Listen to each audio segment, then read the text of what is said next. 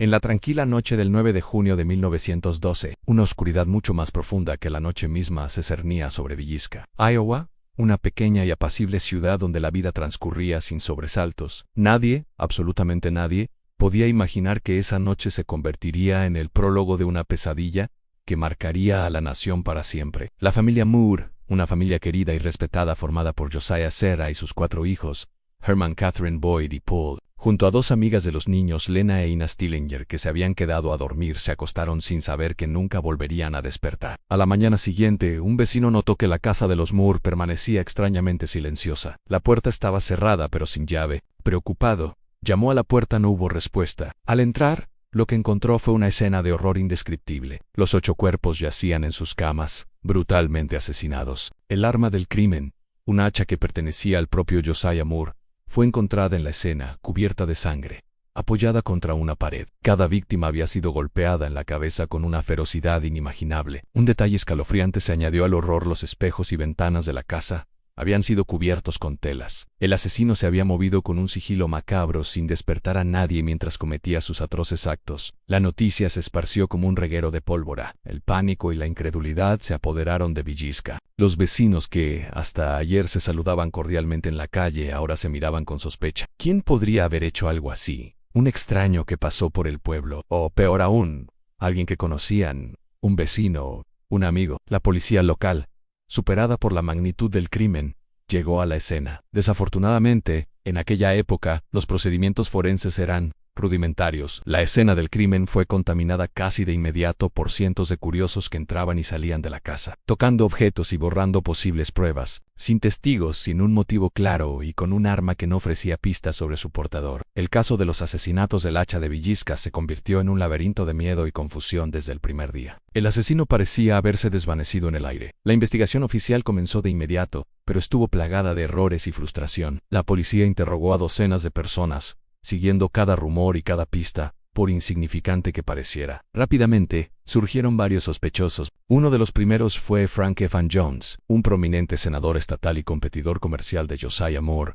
Se rumoreaba que existía una gran enemistad entre ellos. Incluso se hablaba de un supuesto romance entre Josiah y la nuera de Jones. Aunque el senador tenía un motivo, su coartada era sólida y nunca se encontraron pruebas que lo vincularan directamente. Otro sospechoso principal fue un predicador ambulante llamado George Kelly, un hombre de aspecto extraño, conocido por su comportamiento errático y sus sermones sobre el fuego del infierno. Kelly había asistido a los servicios religiosos a los que la familia Moore acudió la noche de los asesinatos. Años después confesó el crimen, afirmando que una voz divina le había ordenado matar y destruir. Sin embargo, su confesión estaba llena de inconsistencias.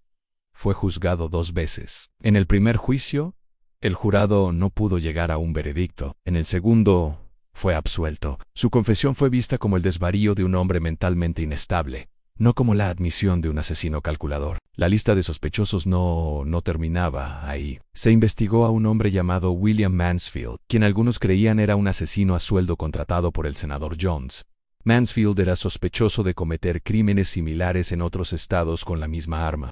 Sin embargo, su coartada también parecía firme, y las pruebas en su contra eran circunstanciales. También estaba Henry Lee Moore, sin relación con la familia, un asesino en serie que había matado a su propia madre y abuela con un hacha meses después de los crímenes de Villisca. Aunque sus métodos eran similares, no se pudo probar que estuviera en Villisca en la noche fatídica. Cada investigación terminaba en un callejón sin salida, y con cada sospechoso descartado, la leyenda del asesino fantasma de Villisca crecía. Mientras la policía daba palos de ciego, la prensa nacional avivaba las llamas del miedo con titulares sensacionalistas. Los periódicos publicaban teorías descabelladas y acusaciones sin fundamento, creando un clima de histeria colectiva. Los habitantes de Villisca comenzaron a cerrar sus puertas con llave por primera vez en sus vidas. La confianza entre vecinos se rompió.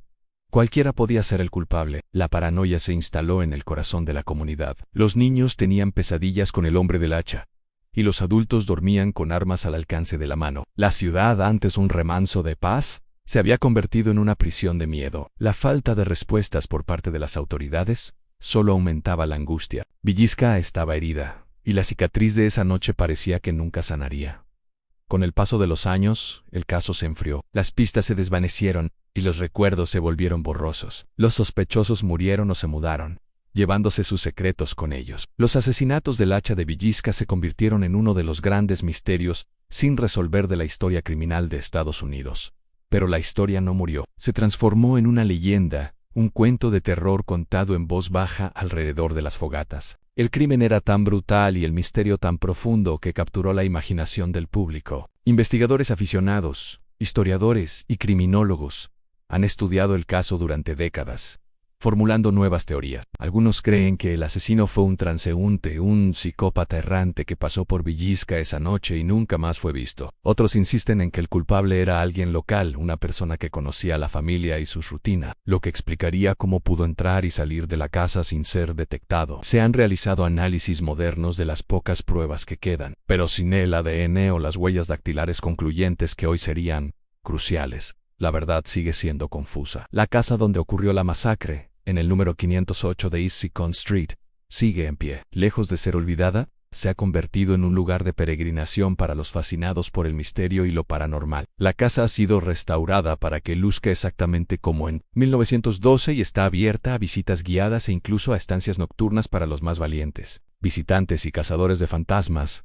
afirman haber experimentado fenómenos extraños, voces de niños, objetos que se mueven solos, y una sensación abrumadora de tristeza y miedo. Ya sea que creas en lo paranormal o no, es innegable que la casa retiene una atmósfera pesada, un eco persistente de la tragedia que tuvo lugar entre sus paredes. El caso Villisca ha trascendido el crimen para convertirse en un fenómeno cultural. Ha inspirado documentales, libros, episodios de series de televisión y películas. Cada nueva interpretación intenta arrojar luz sobre el enigma, pero ninguna ha logrado dar una respuesta definitiva. Quizás es precisamente esa falta de cierre lo que hace que la historia sea tan perdurable. La idea de que un mal tan absoluto pueda surgir de la nada, cometer un acto de violencia tan extrema, y luego desaparecer sin dejar rastro, es profundamente inquietante. Más de un siglo después, las preguntas siguen flotando en el aire. ¿Quién empuñó el hacha esa noche de junio? ¿Fue un acto de venganza personal, un robo que salió mal o la obra de un maníaco sin motivo aparente? Nunca lo sabremos con certeza. El asesino del hacha de Villisca se llevó su identidad a la tumba, dejando tras de sí un legado de miedo y una herida abierta en la historia de Estados Unidos. La tragedia de la familia Moore y las hermanas Stillinger sigue siendo un sombrío recordatorio de que, a veces, la oscuridad se esconde a plena vista, y los monstruos más aterradores son aquellos cuyo rostro nunca llegamos a conocer. Gracias por acompañarnos en este viaje a uno de los misterios más oscuros de la historia. Si te gustan este tipo de relatos, no olvides suscribirte al canal y activar las notificaciones para no perderte nuestros próximos videos. Hasta la próxima.